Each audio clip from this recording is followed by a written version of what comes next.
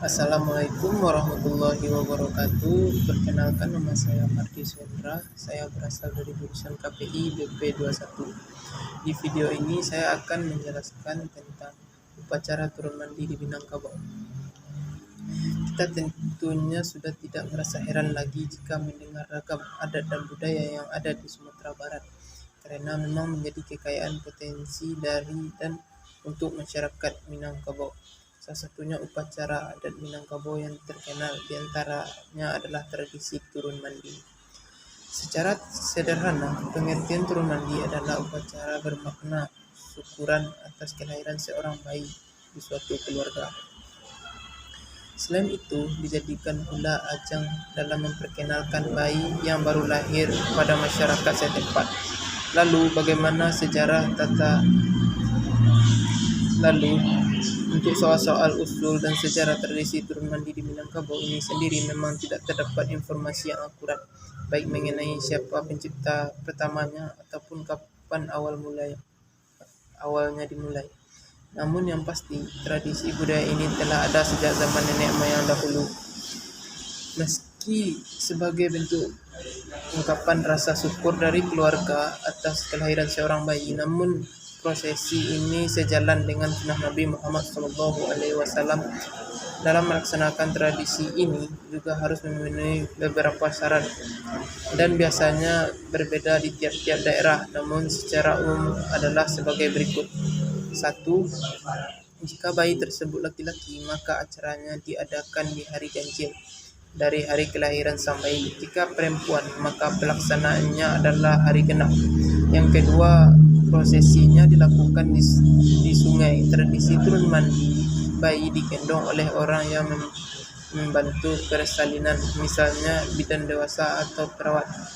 Ketiga, menyediakan batiah bareh badulang atau beras yang digoreng, lalu dibagikan ke anak-anak kecil sebagai tanda perkenalan dengan mereka agar nanti kelak menjadi teman-temannya. Yang keempat, ada pula segi kain buru atau obor yang dibuat dari kumpulan kain yang sudah robek. Obor itu dibakar di rumah dan dibawa menuju sungai. Makna dari obor ini adalah bahwa ketika si bayi sudah besar maka tidak ada hambatan dalam menuntut ilmu. 6. Harus ada pula tanggua, yakni jaring berbentuk lingkaran yang digunakan untuk menangkap ikan. Tanggua ini berfungsi untuk mengambil batu sebanyak 7 buah dari dalam sungai, kemudian dibawa pulang dan ditanam bersama dengan bibit kelapa tadi dalam satu lubang galian. Yang ketujuh, kemudian ada pula pola nasi atau nadi yang diletakkan di atas, dicampur dengan arang dan darah ayam. Pola nasi ini berguna untuk mengusir makhluk halus yang ingin ikut merayakan upacara. Pola nasi disiapkan sebanyak 3 bejana, 2 diletakkan di jalan menuju sungai, 1 dibawa ke sungai langsung. Itulah beberapa syarat pelaksanaan tradisi turun mandi di Sumatera Barat secara umum, tetapi di daerah tertentu mungkin terdapat sedikit perbedaan. Segala persiapan yang menjadi syarat wajib harus disediakan sebelum acara dimulai. Setelah mengetahui syarat-syarat yang harus disiapkan, maka saatnya kita beranjak ke beberapa cara pelaksanaannya. Ada beberapa tahap yang akan dilakukan, yaitu yang pertama, palo nasi dicampur dengan arang dan ayam, kemudian 2 bejana diletakkan di tempat yang sudah ditentukan dan satunya lagi dibawa hingga ke tempat pemandian. Yang kedua, upacara turun mandi dapat dilakukan setelah anak berumur 40 hari. Dilakukan di beberapa daerah, tetapi tidak semuanya seperti itu. Ada pula yang dilakukan sebelum anak berusia 3 bulan. Yang ketiga, setelah pemandian selesai, bibit kelapa yang sudah disiapkan kemudian dihanyutkan dari hulu, lalu ditangkap oleh sang ibu ketika kelapa mendekati bayi. Setelah itu, yang keempat, dilakukan pengambilan batu menggunakan tanggua tadi. Yang kelima, bibit kelapa ditanam di sekitaran rumah dan batu yang berjumlah 7 buah ini menjadi penyambut tanah galian untuk bibit kelapa tersebut.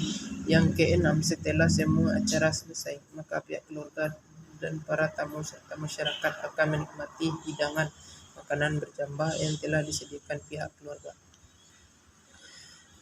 Di setiap upacara pemandian diciptakan oleh nenek moyang terdahulu, sudah pasti diselipkan tujuan dan manfaat masing-masing. Semua itu dilakukan supaya setiap kegiatan memiliki makna dan fungsinya yang bisa kita petik. Berikut beberapa makna turun mandi di Minangkabau. Sebagai manusia, kita harus untuk senantiasa bersyukur atas segala nikmat dan karunia yang diberikan Allah Subhanahu wa taala, termasuk ketika dikaruniai seorang anak. Nah, tradisi ini menjadi kegiatan yang pas ajang dalam mengekspresikan rasa syukur. Makna atau fungsi turun mandi yang kedua adalah sebagai upaya dalam merawat dan melestarikan kebudayaan yang ada di tengah hiruk-pikuk modernisasi. Bahkan syarat wajib upacara memandikan bayi di sungai bisa diganti di rumah, asalkan tradisi tidak terhenti tetap berjalan.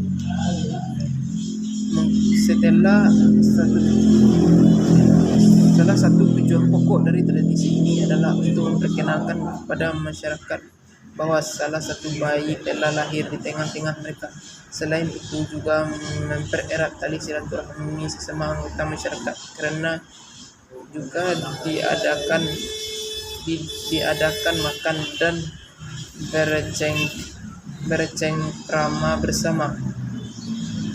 Demikianlah elusan singkat kali ini mengenai elusan tentang upacara turun mandi yang ada di Minangkabau atau Sumatera Barat, beserta tata cara, syarat, dan makna yang ada dalam tradisi ini. Semoga bermanfaat.